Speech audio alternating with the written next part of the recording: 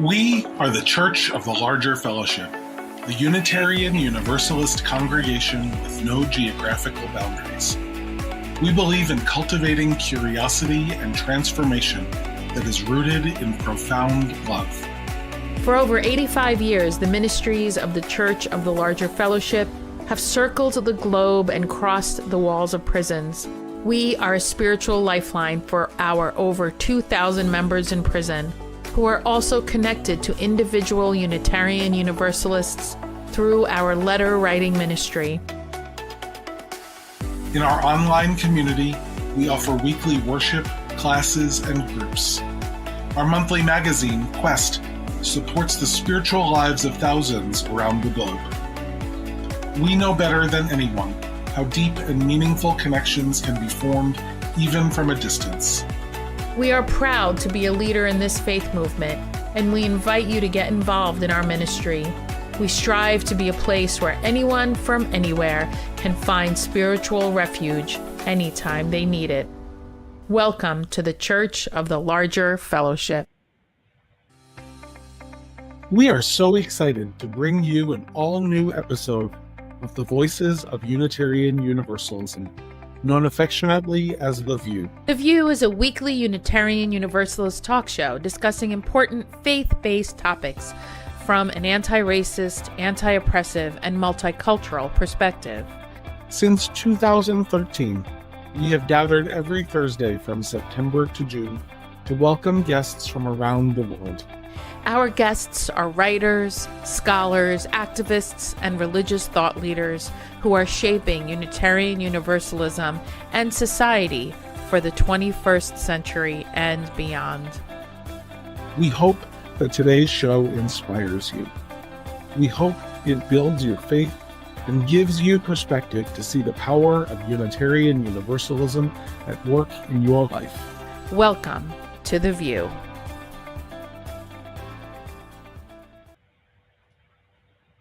Greetings, beloved. Welcome to another episode of Voices of Unitarian Universalism, affectionately known as The View.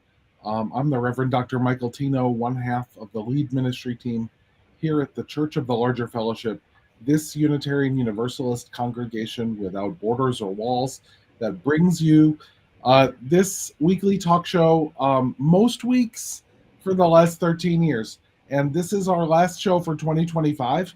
And we thought maybe Dante and I had been left unsupervised, but DC will be joining us to supervise us in a few minutes. And then all hell will break loose. And Aisha will regret. We'll regret that. She sends her love and can't make it this morning. I am joining you from bright, sunny Peekskill, New York, the land of the Kitchewan, Wappinger, and Munsee Lenape peoples, about 35 miles up the Hudson from New York City. And it is a beautiful, bright, sunny fall day. It is 35 degrees outside, which is just warm enough that nothing is freezing and cold enough that we know that it's fall and there's a chill in the house. So my heater is working, and so I can come to you in a t-shirt that says "We Love Trans Kids." I just got this beautiful t-shirt. It is a blue t-shirt with blue and pink and white flowers on it that says "We Love Trans Kids," supporting the Beacon, New York queer liberation folks. And I thought I needed to wear this shirt to finish out our year. Dante, how are you today? I'm chilly. I have on a sweater and a beanie cap. I greet you all from the land of the Ojibwe, the Ottawa, and the Potawatomi, also known as the south side of Chicago, Illinois, where the high today is 29. Which is not bad for December in Chicago. And I have a garden apartment, which is not, so it's not basement because that would be fully underground. I'm partially underground and partially above ground, which means that you don't get the benefit of being a fully submerged basement. So I'm chilly. I'm a little chilly over here. Reverend Dante Hilliard, learning fellow here for the CLF. And apparently me, Michael, and DC are just going to wreak havoc today. So, hey, Hey, is that Darby? Yeah. It's Darby in Texas, where it's like perfect weather. Wait, it's perfect weather in Texas. Like for once, it is neither too hot nor too cold. That's fantastic. It's 60 degrees there, and they'll get 10 more, 70. It's like So, that's perfect are weather. you rubbing that in, Darby? Like, I don't understand what. No, because in 3 more weeks it's going to be ice cold in Texas, and unlike Chicago and New York, they don't have They can't insulation. handle. That's right, they don't have insulation there. So, um, and then in 6 more months we'll be in the 80s, and they'll be 120 degrees in Texas. So we're gonna let Darby enjoy the joy of perfect weather for once. In Texas, we're glad for you, and we love that it's happening to Darby, who is a wonderful, wonderful human being. Um, Agreed. Darby is a wonderful human so this is our last show, as I said, for 2025. We'll be back on January 8th with a special guest who I'll tell you more about in an hour. But like, this is kind of our year in review, year end wrap up, preparing for the holidays show. being. How are things going with you here at the end of the year, Dante? How are things going for me at the end of the year? This has been a really transformative year. It's a big year. So 2025, um, it's my last year as a fellow here at CLF. My time comes to an end in June. My fellowship comes to an Maybe. end in June. Um, I got ordained this summer by the Fellowship of Affirming Ministries, founded by Bishop Yvette Flunder, who's a wonderful woman, and I'm so excited to be standing in her legacy of affirming Black queer folk in Black spaces. Mm-hmm. So that was super exciting, and I finally got to relocate back home to Chicago, and so I'm in my new place, and so that I love Chicago. Anyone who knows me knows I freaking love Chicago. And so that's really great. And then I'm graduating in May with my Doctor of Ministry degree. So it's a busy season because I have lots of writing and editing and all of that stuff to do. And holiday season and, all of the things that come along with that. But I don't have many complaints. It's been a good year. I've had some rough moments, but it's been a good year. How about you? It's hard for me not to have 2025 be overshadowed by how it's ending Yeah. here. So, astute viewers of The View will have noticed that I've been absent from the show for 3 weeks. And that is mostly because my husband of has been diagnosed with cancer, and was undergoing really, really horrible invasive diagnostic procedures to figure out what kind it was. And he'll be starting chemotherapy on Tuesday. He is, in fact, at the hospital having his chemotherapy port installed as we speak. And so that's kind of overshadowing everything, right? Like, we had so much joy this year. We had so much joy this year as a family, as the CLF staff, as at General Assembly in Baltimore, um, like seeing CLF people there, going out to dinner with the board. There were so many moments of joy. There were vacations. I took a vacation to the Pacific Northwest and actually got to spend July 4th with Aisha. Like, I'm trying to remember all these moments of joy, because right Did you now get to Harker Brothers ice cream while you were in Baltimore? I did not get to Harker Brothers ice cream in Baltimore, so I'm going to have to go back. Because so I'm trying to remember all this joy, because right now things suck. And they're going to suck for a little while. And the prognosis is good. It's not so great. It's like it could be better. And it is not as grim as it could be. And now we welcome the fantastic and slightly late Reverend DC Fortune. Slightly out of breath, yes. Thank you for running in from wherever you were, beloved. I was about to make a terribly crass comment, and God help me. Well, don't let me stop you. So DC, we were just reflecting on what kind of sort of end of the year reflection, like how has this year been for us? Jesus God, it's been a freaking train wreck from the word go. Well, actually, no. From January 20th on. Like, well, there is that too. It got shittier like immediately right then. So. Oh yeah, like, that's it. There's that too. You know, Dante and I talked about our year, and neither one of us thought to mention the hate pumpkin.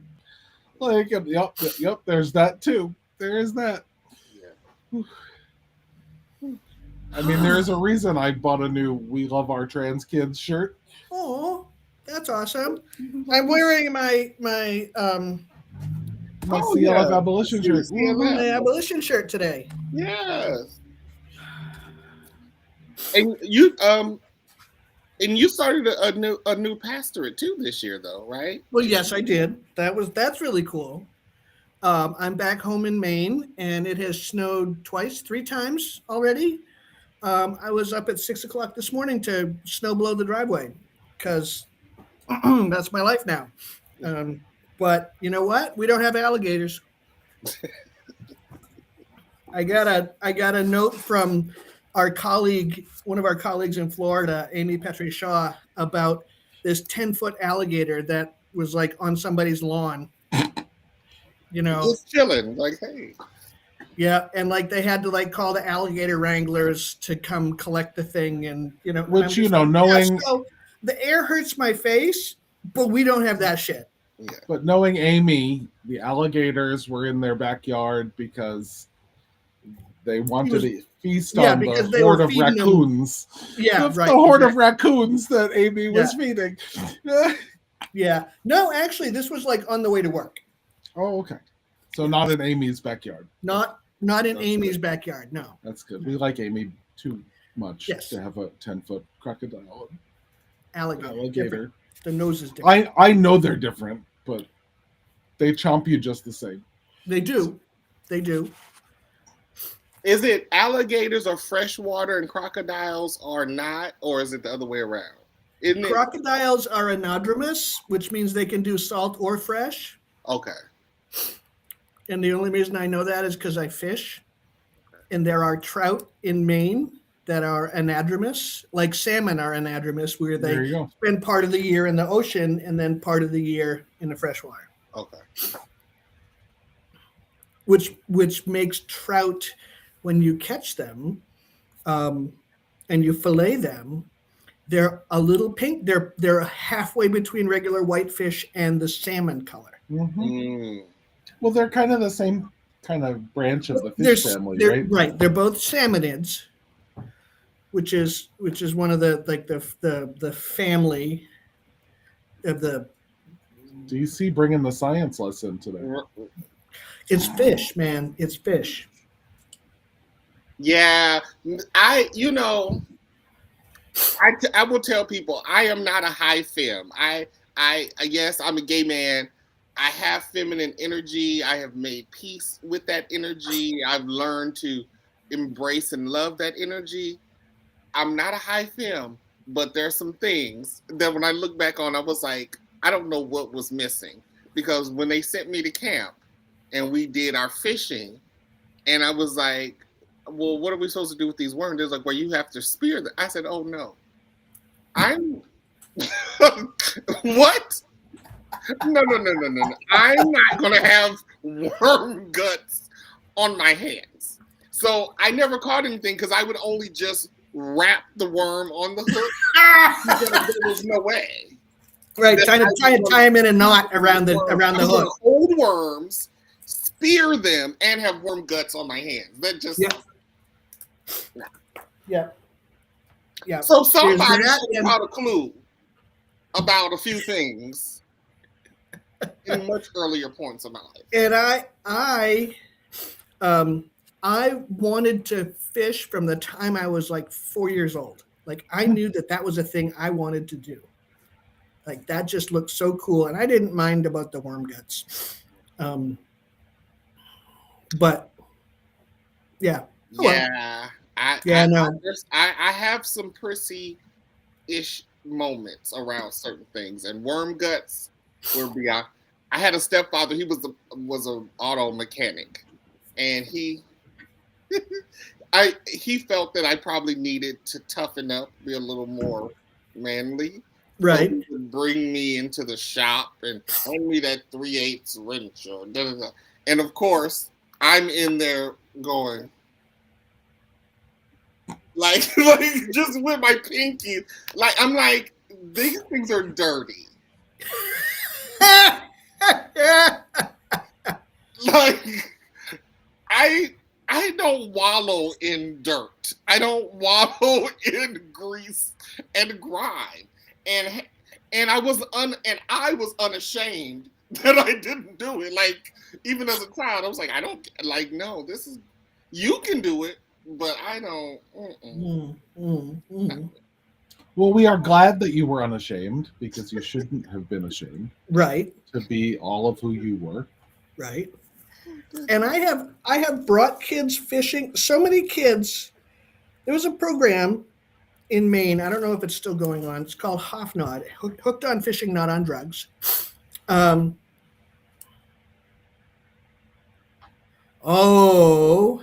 Darby. Darby's really just rubbing everything in. Yeah, thanks, Darby. Yeah. So for those of you listening on the podcast, Darby has invited us down to fish from her backyard because she lives on a lake. I know. But it was discovered, they found data that supported that kids who learned how to fish, particularly from shore, were significantly less likely to get into trouble as they grew older, in part because they had a form of entertainment that they could once you have a rod and a fishing pole and some hooks, you're pretty much on your own. You can go fishing anywhere you find a spot. And so it's Hooked on Fishing, Not on Drugs. And I have brought more kids of friends fishing. And so many people say, I wanted to fish as a grown-up, but I went with my dad and he said, you have to bait your own hook. And so I didn't. And so I sat there all day and did nothing. And I said, I will show you how to bait your hook. If you don't want to do that, I'll do it for you. But if I've got a fish on, you're going to wait till I've landed my fish, and then I'll get to you. And I have never had a kid complain. And I've had plenty of kids think fishing was really cool, except for the whole bait thing. But if I was using non-live bait, like they have these like little marshmallowy looking things or this paste or putty, like the kids are all right with that. Yeah, I would have totally done it with that, but I was just like worm guts. My kid has learned to love fishing at camp. Because her summer camp is on a lake and they let them fish, and like she is all into the worms. Yeah. And again, I'm a 70s kid, so I wasn't squeamish. We caught grasshoppers, caterpillars, frogs, because my cousin liked to just dissect frogs for fun. Like that was her thing. I wasn't going to do that part, but I would help her catch them. So caterpillars, grasshoppers, and frogs, we were always catching them. Like I didn't have a problem with any of that, but I didn't take biology in high school because I didn't want to dissect. Because you had to dissect things? Yeah, so I took honors physics, so I would not have to take. I took AP honors physics, so I did not have to take biology. Okay. My kid goes around after rainstorms and collects the worms that are on the sidewalk Mhm. and gently puts them back in the soil so that they don't dry out. Oh. Oh, so you should put them in your like flower garden or in your vegetable garden, Mm. where they could do some work. Yeah. Do either of you mulch with worms? I Well, don't, but that's just because I don't much garden. Compost. That's what I meant. I have a strawberry garden that's like tiered, Hmm. Mm-hmm. and it was designed so that you could just feed compost down into the middle, and the worms would Oh, eat it up. cool. So the worms just live in the soil under the strawberries. But I haven't done much feeding of the worms. I did compost when I lived in Wisconsin for 5 years, and 3 of those I had this lovely little like post World War II bungalow, 2-bedroom house. You know those little bitty Mm-hmm. homes, and I had a patio and grass and all of this. So I started composting my organics.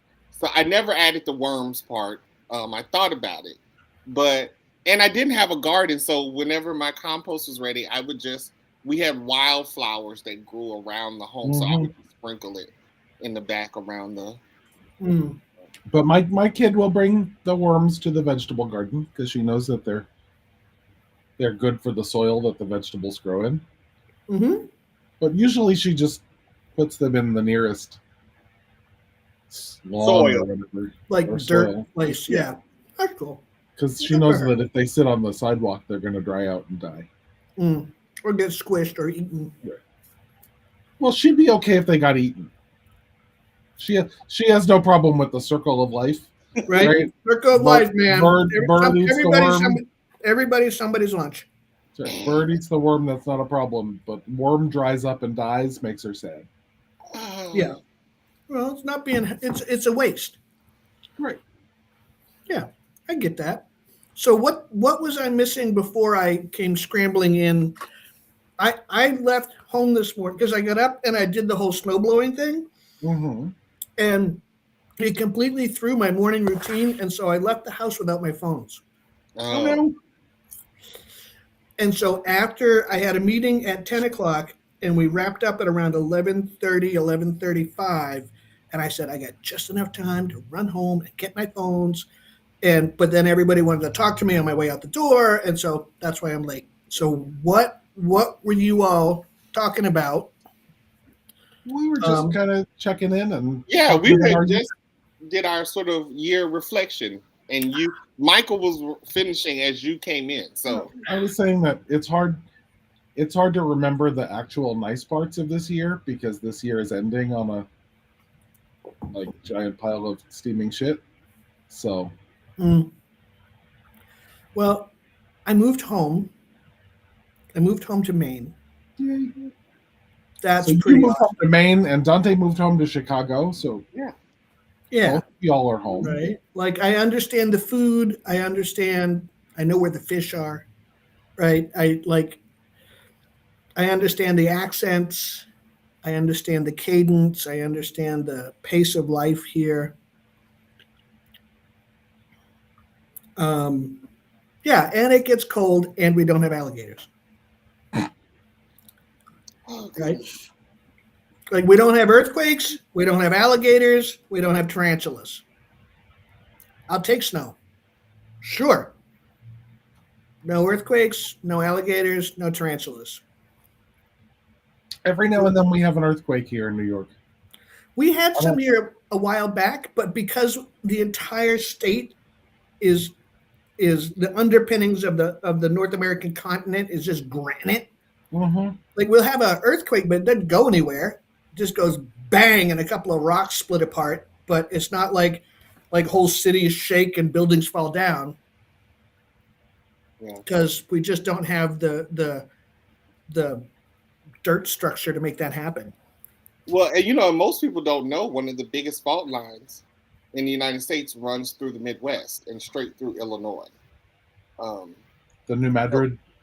Yeah, so we've had some tectonic plate activity in my lifetime. Not much though, but I think that last time was the late 90s or the early 2000s. It was like, I remember you could feel it, but it wasn't dramatic. Like you watching one of those movies about San Francisco earthquakes, and it wasn't that dramatic. It was just like, oh, wow, did you feel that? And then life just went back to normal.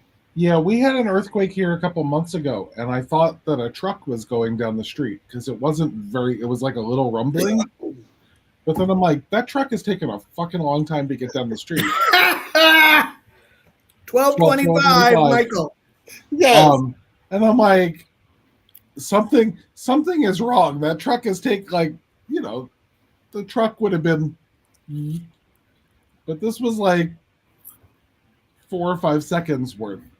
And it turns out it was like this 3-point something magnitude earthquake in the Ramapo Fault, which runs right under the New York, New Jersey border. No wonder those two places don't like each other. It doesn't, I mean, it's like every 10 years we get 10 seconds of. Right, yeah, of rattly. There was one time when I was a teenager that there was an earthquake on that same fault, and I grew up in this area, and I was asleep because I was a teenager. And my mother thought that the boiler in our house was exploding because her bedroom was right upstairs from the boiler, and the house was shaking. And so she ran downstairs, and nothing was wrong with the boiler, and the boiler wasn't exploding. They realized it was an earthquake. And so I woke up, and my whole family, my parents and my 2 brothers, were sitting on the couch like white as sheets from this earthquake. And I'm like, what's wrong with you all? And they're like, didn't you feel it? I'm like, feel what? They're like, there was an earthquake. I'm like, nope. So, given that this is our last show for 2024, or 2025. 5.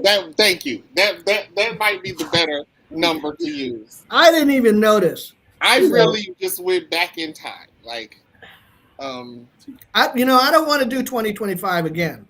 Yeah, please. Thank you. I don't want to do any of those. Since 2020, I don't want to redo any of the years. None of those particularly. But as we're preparing to move into 2026, are there things that you are looking forward to in 26?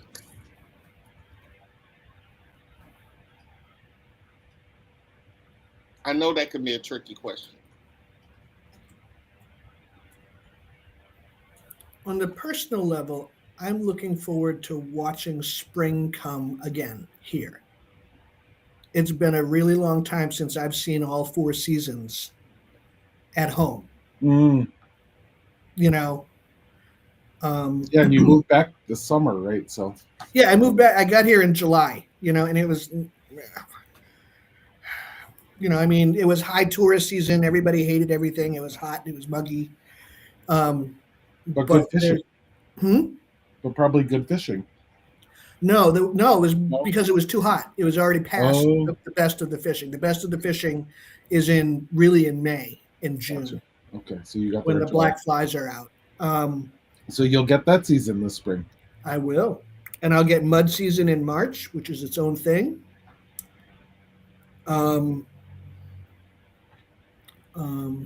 Yeah, that's what I'm looking forward to personally this year. Professionally and otherwise with the world.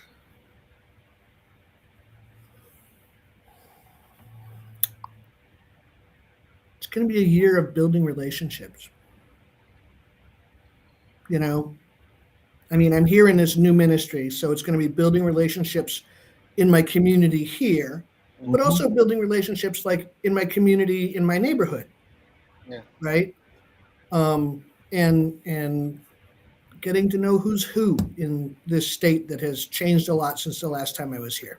Yeah. What about you, Michael? Gosh, I am looking I am looking forward to the successful end of this cancer journey. Yes. The successful end. Yes. We're gonna look forward to that, Yes.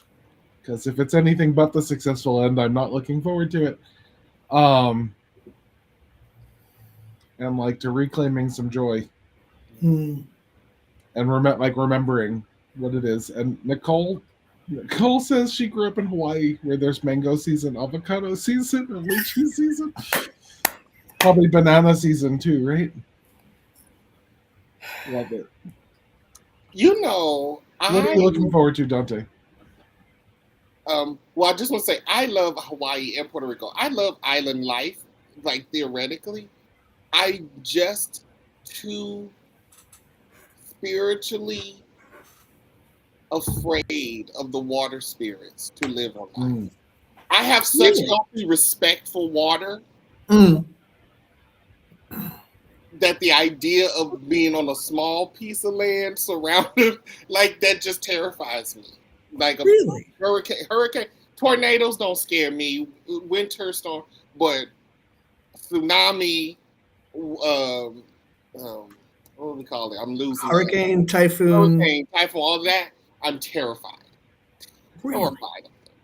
Yes. So I just even in Wisconsin, you know, Madison sits on 4 lakes, and my building sat on one of those lakes. So I worked on the lake, and in the winter it would freeze over. And you know, people would walk out on the lake and ski across the lake and drive their truck.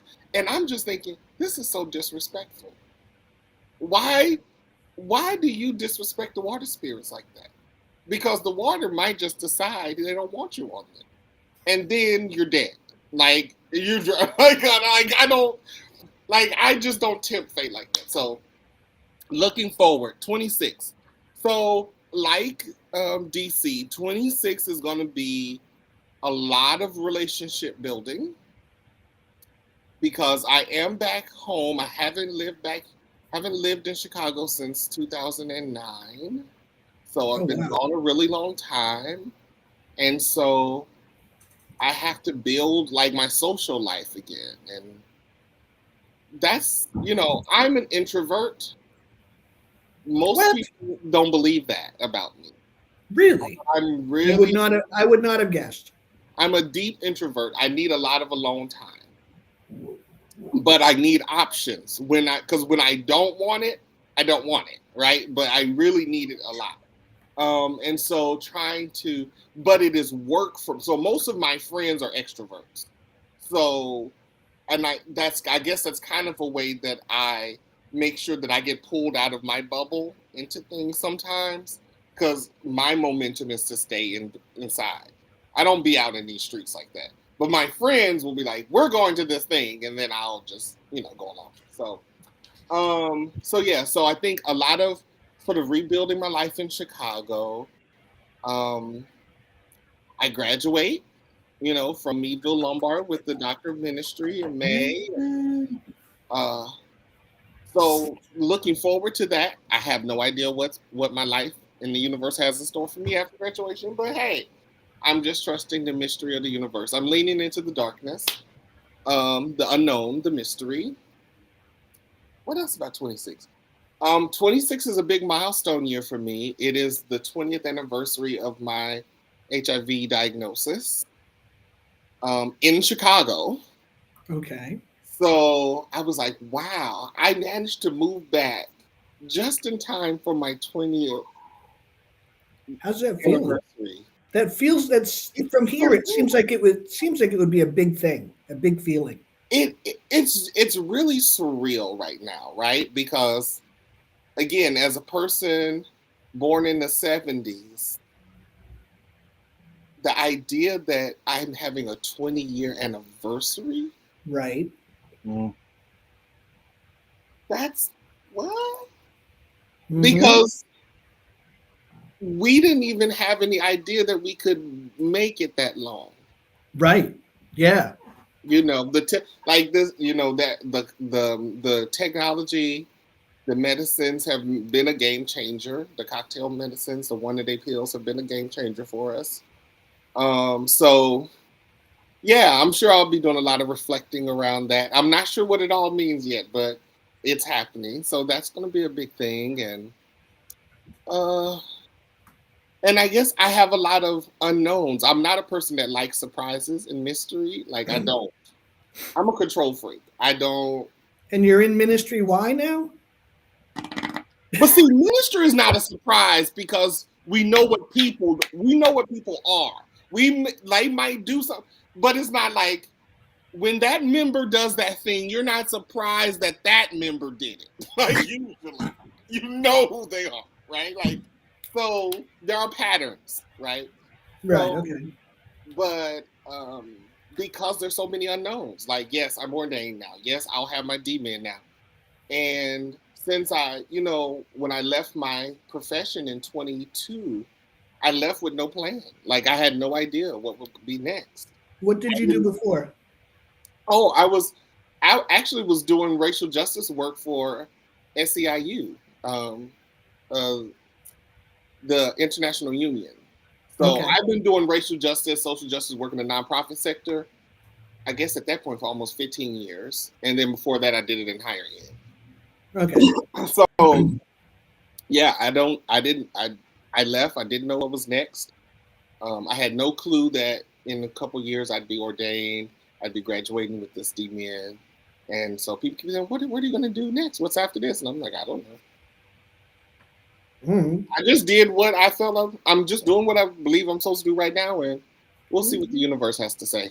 Do the next right thing. Yeah. So who knows? I might start a band. Who knows? I could do a lot of things. I'm hoping for more predictable things. 2026. He's like, please. Right? I would like to have 1 week where I'm preaching where I don't have to think, how do I work this week's catastrophic wackadoo thing into the sermon? Right? And bring people hope. Say what? I'm looking forward to trout season. So, okay, I have a question, and I only have because I've done it with myself, and this sounds silly. If you were a band, what would the name of your band be? Like thinking about who you are in the world, and you want a serious answer? Yeah. Like I mean, it's silly because I have a not serious answer. No, go which either. Is however you want. I have a friend who is fostering a litter of puppies. Okay. And one of them was born right without a butthole. And needed surgery. So that it could poop. And so successfully had surgery. And my response was, hooray for functional buttholes. And someone That's said, totally a band name. That is your punk band name. That is buttholes. A band name. It would probably not reflect anything about me or my ministry, but your personality, perhaps, though. The Functional Buttholes would be a good band. Functional Buttholes, yeah. And I said, really, I would prefer a functional butthole over a non-functional butthole. I said, really, the punk band would be the Dysfunctional Buttholes. Yes. That's actually, that makes more sense. Mine would probably be like an emo band as the Functional Buttholes. Maybe ska. Maybe a ska band. We need some. For me, it would be, I think about the stuff that was so important to my development as a queer person. And it relied heavily on angry lesbians with guitars. Is that the name of the band? That might be. Although, although they just went on tour this summer, Melissa Etheridge with the Indigo Girls opening. And I was just like, Darby writes, a raccoon, possum, and a pit bull in a trench coat. Yes. Yeah, like so much of the 1990s when I was coming out and figuring out who and where and what I was in the world was guided by, the lesbian folkies and Melissa Etheridge. And Melissa Etheridge was the first popular music person that I went, oh, I can see myself represented here. Um, DC and would have brought her some water. right, totally. But yeah, and it's so funny. Like I had a congregant, and her daughter went to see Melissa Etheridge and the Indigo Girls like this past fall, Mhm. and I'm like, man, that was like the dream ticket of my youth, and now I'm like, I'm too old and tired. Like if they could start at 6, and so we could all be home by Which, 10. they are not young women anymore. They could Right? do that. You'd think. You Come know, on. there needs to be at least some matinee shows. Right? Yeah. Right. Yeah. For those of us who are like, look, I don't, I just, can I get home in time for, I mean, Melissa Etheridge is 64. stop. She can start her shows at 6. She totally could. Yeah. Yeah, there needs some matinee shows. I agree with y'all. Yeah, she is. And Sheryl Crow, another one, like, that angsty, sort of angry Alanis Morissette, like that crowd. Maybe your band should be called Jagged Little Pill. I think that's taken. I mean, it's definitely a song title, right? Mm-hmm. Or album. That was the album. My band would be called the Paperclips. What? Well, and I'll tell you, there was a time when I was called on in an emergency to save the whole big program and do a lot of work. And I will never say yes to that invitation again, but I said yes at that point, and someone sent me a card. A dear friend of mine sent me a card with a paperclip on it. And like in all of the reaction to me doing all this work, this is the one that made me cry, because there was a card with a paperclip on it and it said, you're like a paperclip. We can count on you to hold things together. Mm-hmm. So that's the one that made me cry, and so my band would be the Paperclips.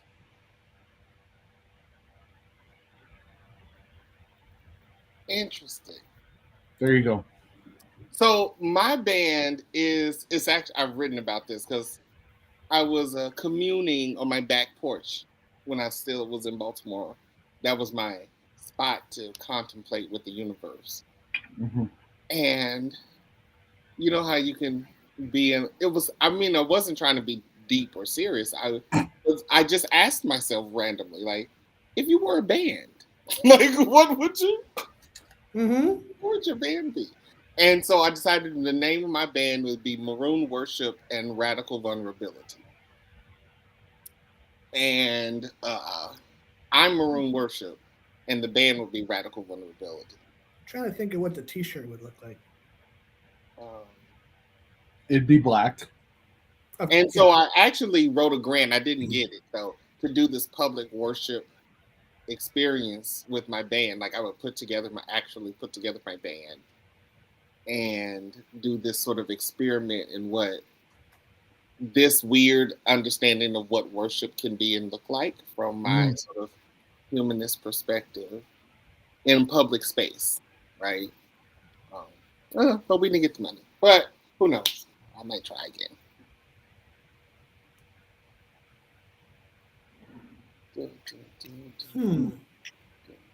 DC, it's funny when you talk about the Indigo Girls and Melissa Etheridge, like they were also formative to me, but not in exactly the same way. Right.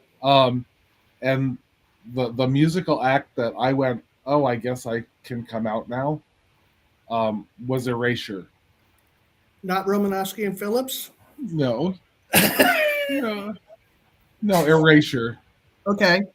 Because I went to see them my freshman year in college, and they're on stage, and they came out in um, see-through plastic suits, wearing under them only silver lame thongs,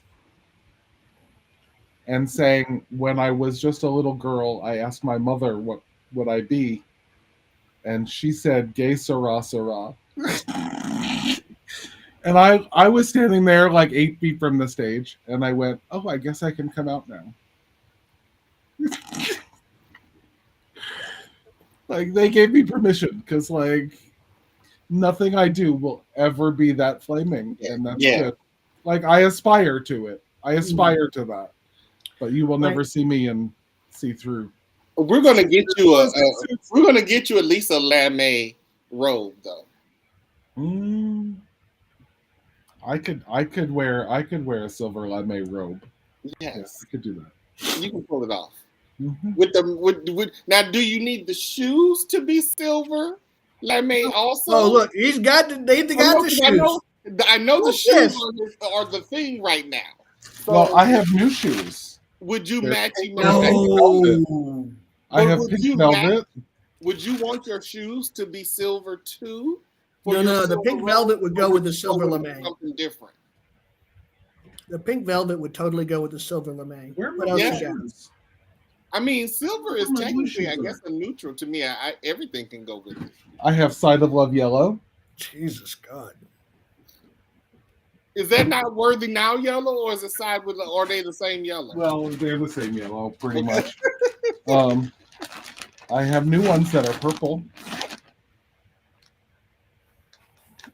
They're not bright, but they're purple. And then I have the blue sparkly ones, and I don't even frankly know where they are. They're around here somewhere. Oh yeah, the shoe thing is My blue sparkly shoes. this is. I think this is Reverend Michael's sort of joy project for right now. I guess. I have the Doc Martens in Oh, those are sexy. teal and purple jacquard. Oh, okay. I could totally have those. You cannot have my shoes though. Yeah, they wouldn't fit. I have But I blue want sparkly some. shoes. Somewhere around here, I have blue sparkly shoes. Yeah, Yes, I'm a fan of a good Doc Marten. They're one of the few brands that you could stand all when I was teaching and in grad school. Like you could be on your feet all day and not. Yeah, I have never found a Doc Martens shoe that fit comfortably, which makes me so sad. Oh yeah. Yeah, you showed me those. DC, if you like a sandal, they do make good Doc Marten summer footwear. And they tend Doc to Marten meets Birkenstock. Like talk about a lesbian wet dream. I have a Doc Marten sandal with an open toe. And I used to have some other ones, but they do have, and they're very comfortable. I was just thinking, for all of the ways I have changed and evolved over, those are just so amazing. Pink Velvet. Over the is last being premiered 10, on the 20 years. Could you be Pink Velvet? I could be Pink Velvet. Pink Velvet and the paper clips. Oh dear, I still have the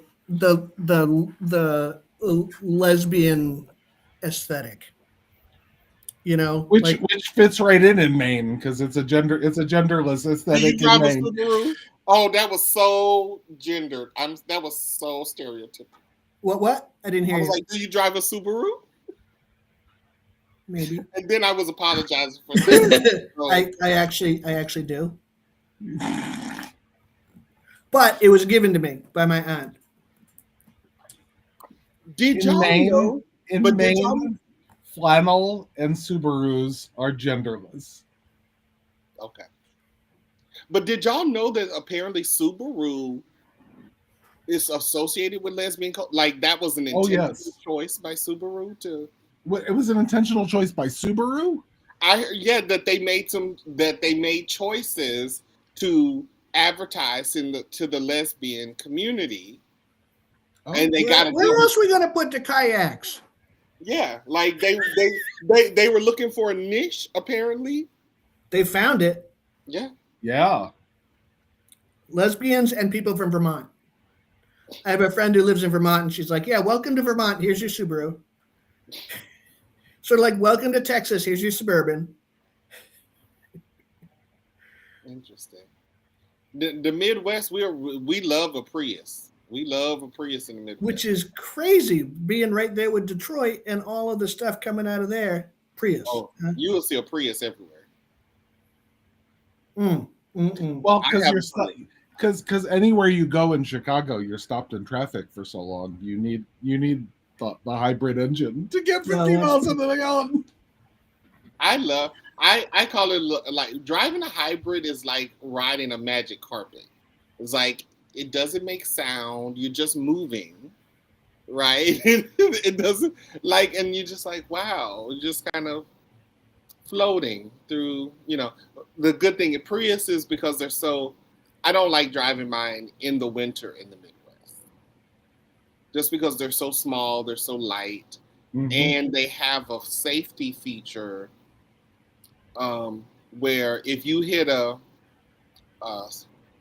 slick spot, so instead of skidding, what happens? The Prius is designed to release the entire wheel, so it'll free spin to keep the whole car from. Yep. But it feels really weird when the first time that tire starts, because we're trained to try to manage the skid, right? And you have to not do that and just let the tire spin. So it takes a while to get used to that feeling. Yeah, this is my first winter in this car, and so I'm learning like how it skids.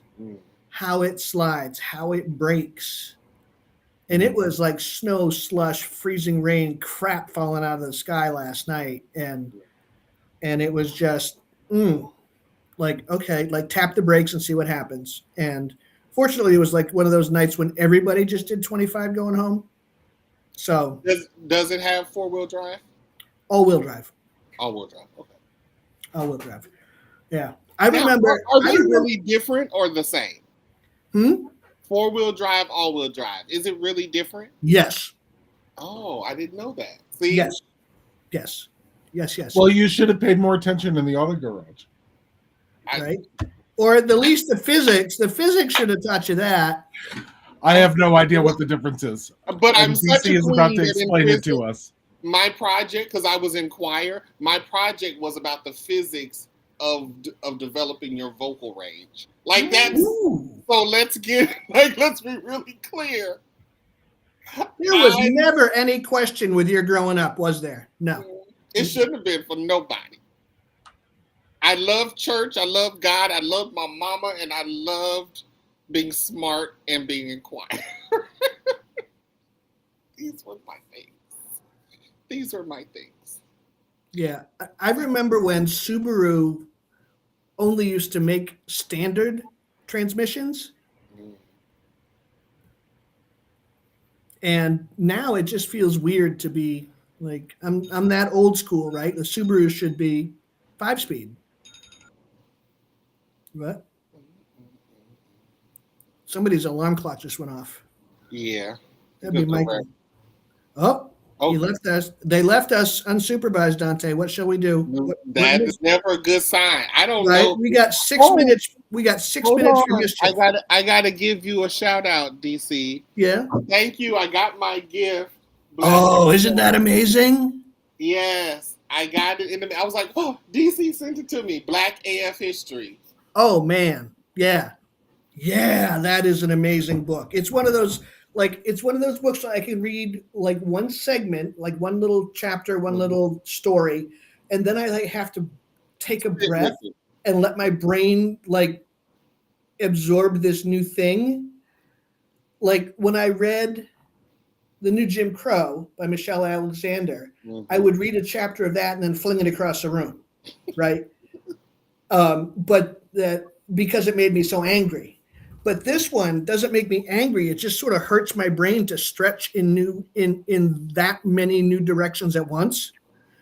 So I read a little bit, and then I have to let my brain sort of like the blob, like get around the thing and absorb it and digest it, and then go on to the next thing.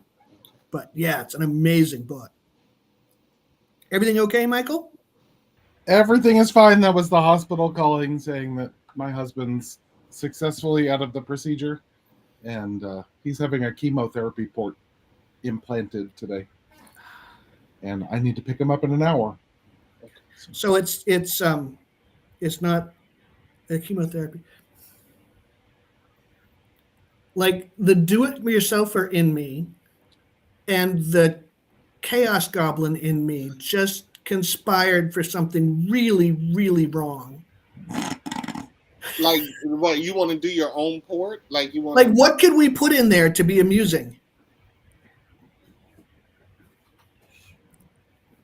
Well, it's under his skin, so you need a special needle, I think. So, Okay.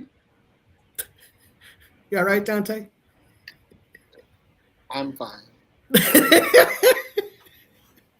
I'm fine. I've only had one cup of coffee, and I'm not always primed for prime time, and so I will let you know here at 12:56 Eastern time, with 4 minutes left. Part of the diagnostic procedures was he had surgery a couple of weeks ago and was in the intensive care for 4 days. Oh wow! Following the surgery, and they gave him a morphine drip. And my husband is like, he'll have a cocktail every now and then, but like does not use anything harder than an old fashioned. Like that's like the hardest level drugs that he has ever used. This story has potential. And I showed up at the hospital and he was high as a kite. And it was really, really freaking amusing. And I'm glad for the morphine because it kept him out of pain until the surgical scars, right, had healed up some. But it was pretty funny. Yeah, that post it was pretty funny. So surgical high when you don't know that you're still high, and you just he knew. He knew that he was high as a kite. It's just he was high as a kite. Yeah. He didn't care. Like, I'm really high and I have no control over the stuff that's coming out of my mouth. Uh-oh. Yep, pretty much. That's exactly right. Well, maybe we need a version of the view like that. Well, anyway, never mind. Well, it's like, what is it, drunk history?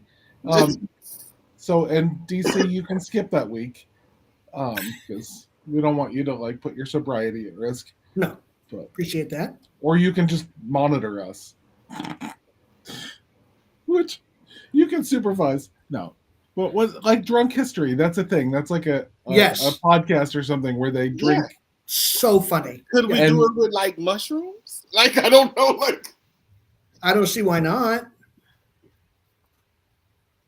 Not that I've ever had them. I haven't. I've never had it. I've only heard the story. I know people who really like them. I do too. I have never. So, maybe we can invite one of our colleagues who's now being certified in psychedelic spirituality. Yeah, that's a thing now. So, oh my goodness. Yeah, Star King had a certificate. Has a certificate in it. What? Yeah. All right. The possibilities abound for 2026, beloveds. We totally got to do that. Wow. So it's 1 minute of one, and we will be back on January 8th with a special guest. Let me get her name right. It's we are coming back on January 8th. Lindsay Caddy Lapointe, the filmmaker who did a documentary about young religious Unitarian Universalists, YRUU. Is there a link to that documentary? Probably.